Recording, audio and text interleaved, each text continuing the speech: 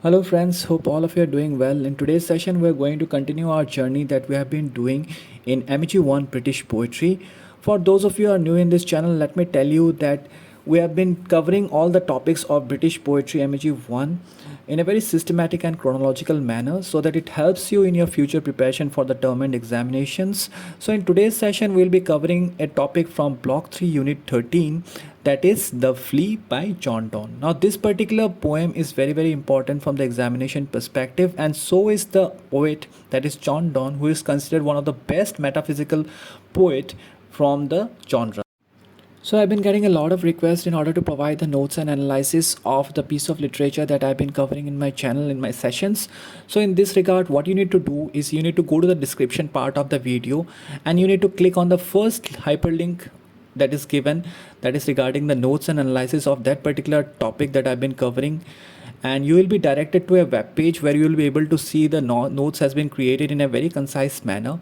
You can also share the notes with your peers, and if you have any doubts regarding that particular note, you can also post a comment there, obviously by logging into your Gmail account. So obviously the view that I've been giving is for the mobile viewers, those of you are using the mobile, and those of you are using laptops or desktops, you will be asked to click on the read more button so that you can see the entire note properly. So as the tradition of our session goes, let us look at some of the key points regarding this particular poem, The Flea by John Donne, who is also considered as one of the most famous and popular metaphysical poets of all times. Now, The Flea is a poem by the English poet John Donne, most likely written in the 1590s. Now let me tell you that this poem has been published several years after it was written, that is, it was published in the year 1633. Now, in The Flea, the speaker tries to seduce his mistress with a surprising and potentially gross extended metaphor. Now, this is what we will discuss in the poem, of course. Both he and she, that means here what is happening, that both the author and his beloved has been bitten by the same flea, meaning that separate blood now mingles in the flea's body. Now the entire context of this particular poem circulates around this particular flea, which has been titled by the eminent poet, that is John Donne. So let us understand line by line the meaning of the poem The Flea by John Donne. So the poem starts with Mark, but this flea and mark in this, how little that which thou deniest me is. Now here what the poet John Donne is trying to do is he is trying to draw the attention of his beloved, the mistress, into the fact by saying that look at this flea and you will see how small the thing you deny me really is. Now what exactly the thing that his mistress or his beloved is denying? It's her virginity. Okay, so right from the very beginning, the author of John Donne is trying to say that he's very much desperate in order to make love with his virgin mistress. Okay, and he actually makes potentially gross and very surprising metaphors in order to make her feel the same. Now let us move on. It sucked me first and now sucks thee. Now with this line, it means that the flea has already sucked blood from the poet's body, and also it has sucked blood from her body. Now the word thee that is written in the third line and is actually the archaic form of you. Okay, so as we know that a lot of old English things, elements has been used in this particular poem, so I think you're already familiar with it. So let's move on in the fourth line. And in this flea over two bloods mingled be. Now after it has sucked the blood from the poet's body and the beloved's, that is the mistress body, now in the body of the flea both their bloods are intermingled. Okay, it is there in its body. Thou knowest that this cannot be said a sin, nor shame, nor loss of maidenhead. Now this is very important. The last two lines of this particular stanza, you can say, it's very important. Here a particular reliance belief has been addressed. That means in this period, reliance's beliefs were very much prominent, and it was believed that once two people makes intercourse, there was exchange of fluids and there was exchange of blood as well. All right, now he is trying to draw reference from that Renaissance belief and trying to say that since the flea has taken blood from both the author and his beloved, now this is not a particular sin, nor it is a shame or loss of virginity. Yet this enjoys before it woo, and pampered swells with one blood made of two, and this, alas, is more than we would do. Now, here talking from the first person perspective of the poet, he is trying to say that yet the flea gets to enjoy your blood without courting you first. Now, with this, I'm trying to make you understand, as I've referred in the first stanza, that according to a very popular Renaissance belief, during intercourse, what happens, there is an exchange of body fluids as well as blood, which is kind of gross and kind of weird and has been criticized by the post Renaissance critics as well.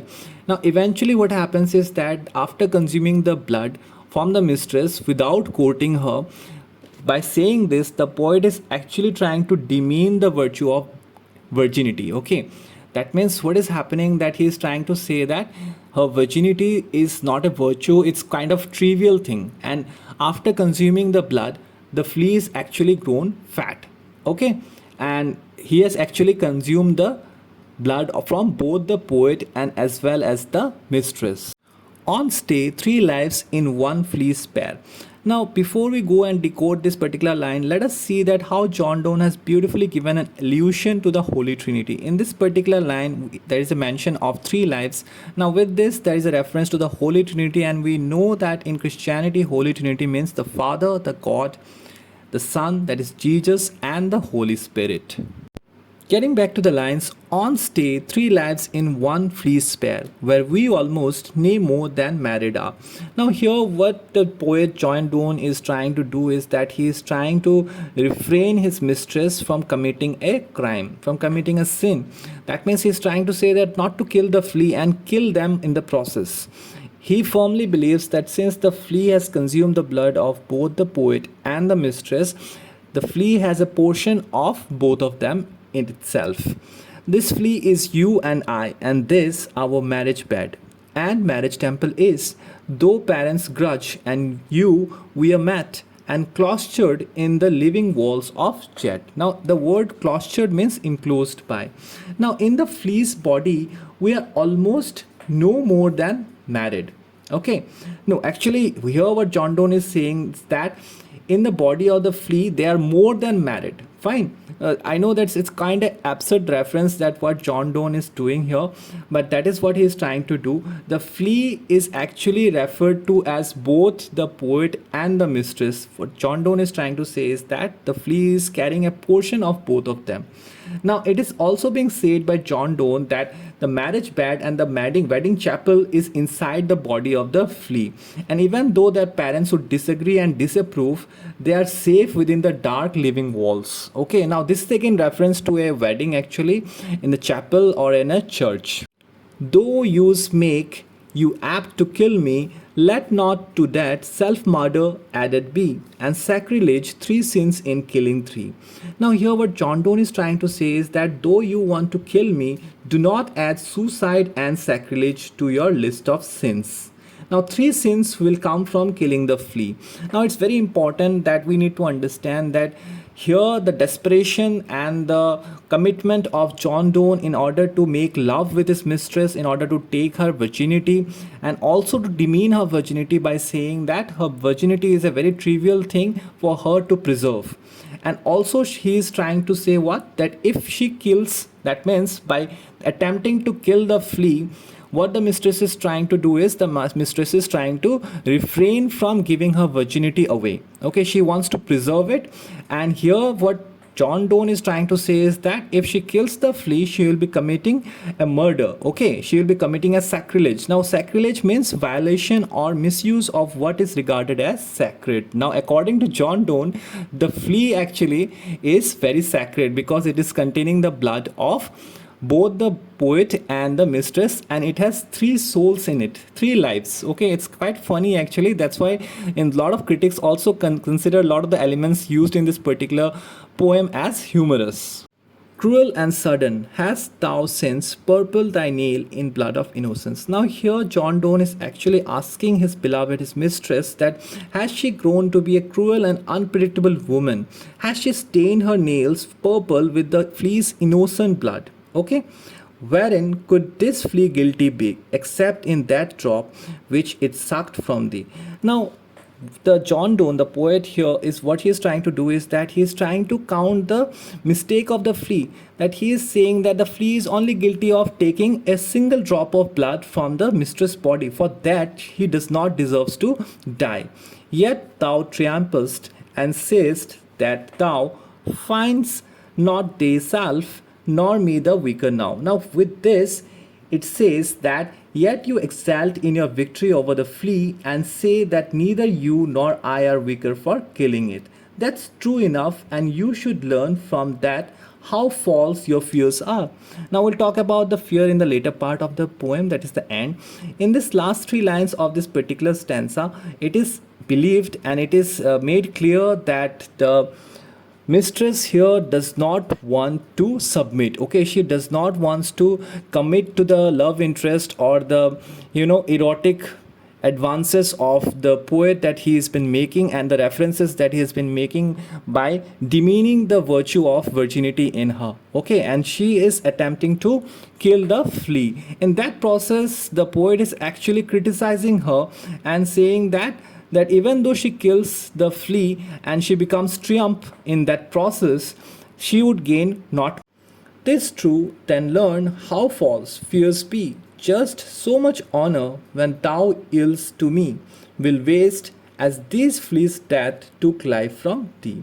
Now, here what the poet is trying to say is that he is trying to say that her fears are false, and he is trying to say that she will lose as much honor when she will submit her virginity to him as the fleece that will take from her. Now this is a very funny and a very indignified way of like treating the person you care about or you person you love. Basically what he is trying to say is that he is trying to bring a noticeable similarity between the death of the flea and the submission of the woman that he cares about, or the person with whom he wants to make love and he wants to take her virginity away. He is trying to say that there is as much honor, the honor is pretty much same in killing the flea and submitting the poet her virginity. So this is the video, guys. I hope you had an insight regarding this very important poem, The Flea by John Donne, because this particular poem is very important from examination perspective as well. And as I mentioned in the beginning of the video, do go to the description part and check out the first link that is given for the notes and analysis, and do visit the web page where you can see and you can do the analysis of the notes that I have provided by yourself, and you can take valuable inputs from it for your note making process, or you can copy the entire thing as per your need, and that will actually accelerate you in your preparation for the upcoming term and examination. So till we meet next time, God bless you and thank you all.